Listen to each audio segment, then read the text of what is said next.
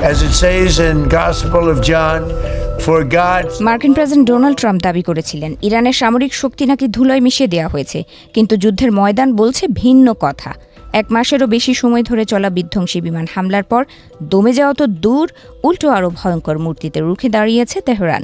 সারা বিশ্বকে চমকে দিয়ে শুক্রবার ইরানের আকাশে ভূপাতিত হল মার্কিন বিমান বাহিনীর গর্ব অত্যাধুনিক F-15E স্ট্রাইক ইগল। মার্কিন কর্মকর্তাদের স্বীকারোক্তি অনুযায়ী মধ্য ইরানে আঘাত হানা এই বিমানটির একজন পাইলটকে উদ্ধার করা সম্ভব হলেও অন্যজনের খোঁজ এখনও মেলেনি। কিন্তু ইরান এখানেই থেমে থাকেনি। পারস্য উপসাগরের নীল জলে আছড়ে পড়েছে আমেরিকার আরও একটি শক্তিশালী A-10 ওয়ারথগ অ্যাটাক এয়ারক্রাফট। কিভাবে সম্ভব হলো এই অসাধ্য সাধন, যেখানে মার্কিন ইসরায়েলি হামলায় ইরানের রাডার ব্যবস্থা প্রায় ধ্বংস হয়ে গেছে বলে মনে করা হচ্ছিল, সেখানে তারা ব্যবহার করেছে এক অদৃশ্য মরণ ফাঁদ। ভিডিও ফুটেজ বলছে প্রথাগত রাডার নয়, বরং অপটিক্যাল এবং ইনফ্রারেড সেন্সর ব্যবহার করে মার্কিন যুদ্ধ বিমানগুলোকে টার্গেট করেছে ইরান। বিশেষজ্ঞরা মনে করছেন এই হামলার নেপথ্যে রয়েছে ইরানের নিজস্ব প্রযুক্তিতে তৈরি Majid surface two air missile system.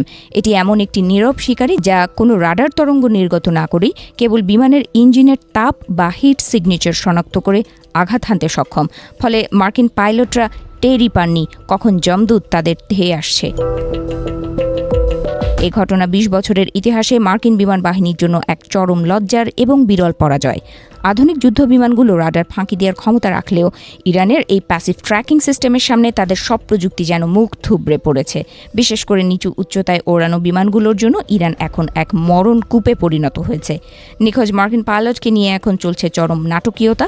একদিকে মার্কিন বাহিনী চিরুনি তল্লাশি চালাচ্ছে, অন্যদিকে ইরানপন্থী বিভিন্ন চ্যানেল থেকে ঘোষণা করা হয়েছে বিশেষ পুরস্কার। শত্রু পাইলটকে জীবিত ধরতে পারলেই মিলবে বড় এনাম। এই ঘোষণা যুদ্ধক্ষেত্রে উত্তেজনার পারদ আরও বাড়িয়ে দিয়েছে।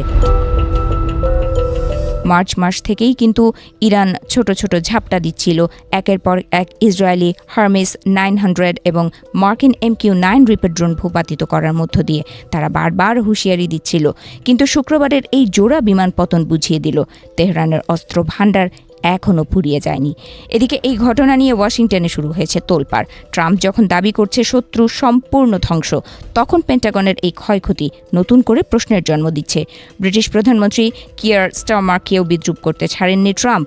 সব মিলিয়ে মিত্রশক্তিগুলোর ভেতরেও ফাটল এখন স্পষ্ট।